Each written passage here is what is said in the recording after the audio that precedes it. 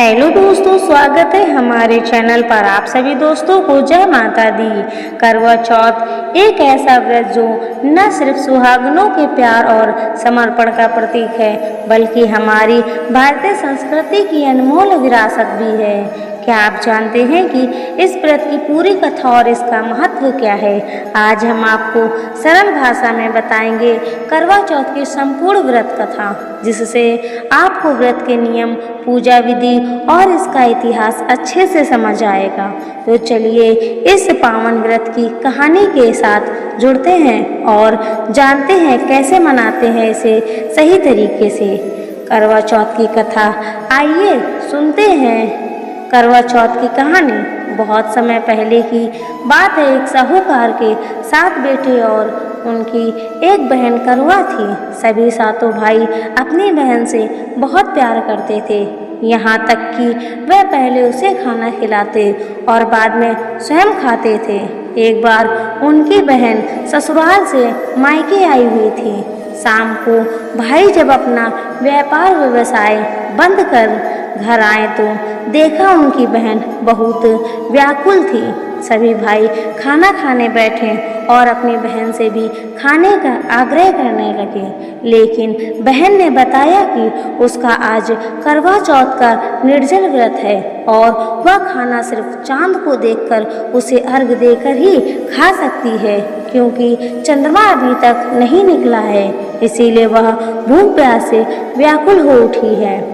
सबसे छोटे भाई को अपनी बहन की हालत देखी नहीं जाती और वह दूर पीपल के पेड़ पर एक दीपक जलाकर चलनी की ओर में रख देता है। दूर से देखने पर वह ऐसा प्रतीत होता है कि जैसे चतुर्थी का चांद उदित हो रहा हो। इसके बाद भाई अपनी बहन को बताता है कि चांद निकल आया है, तुम उसे अर्घ देने के बाद भोजन कर सकती हो। बहन खुशी के मारे सीढ़ियों पर चढ़कर चांद को देखती है, उसे अर्घ देकर खाना खाने बैठ जाती है। वह पहला टुकड़ा मुंह में डालती है तो उसे छींक आ जाती है। दूसरा टुकड़ा डालती है तो उसमें बाल निकल आता है और जैसे ही तीसरा टुकड़ा मुंह में डालने की कोशिश करती है तो उसके पति की मृत्यु का समाचार उसे मिलता है।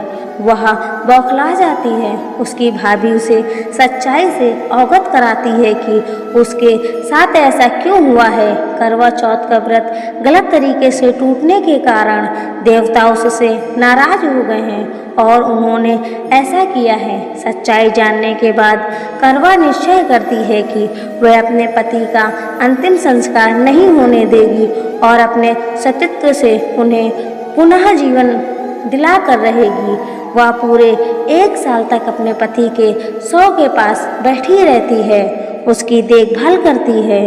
उसके ऊपर उगने वाली सुई नुमा घास को वह एकत्रित करती रहती है। 1 साल बाद फिर करवा चौथ का दिन आता है। उसकी सभी भाभियाँ करवा चौथ का व्रत रखती हैं। जब भाभियाँ उससे आशीर्वाद लेने आती हैं तो वह प्रत्येक भाभी से यम सुई ले लो, पी सुई दे दो, मुझे भी अपनी जैसी सुहागन बना दो, ऐसा आग्रह करती है। लेकिन हर बार भाभी उसे अगली भाभी से आग्रह करने का कह चली जाती हैं। इस प्रकार जब 6ठे नंबर की भाभी आती हैं तो करवा उससे भी यही बात दोहराती है।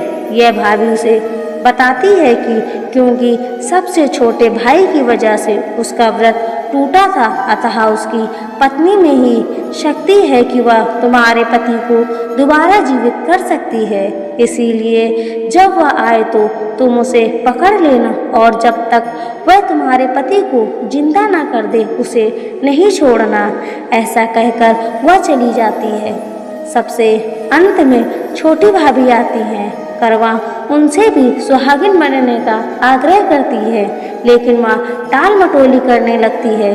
इसे देखकर करवा उन्हें जोर से पकड़ लेती है और अपने सुहाग को जिंदा करने के लिए कहती है। भाभी उससे छुड़ाने के लिए नोचती है, खसोटती है, लेकिन करवा उन्हें नहीं छोड़ती है।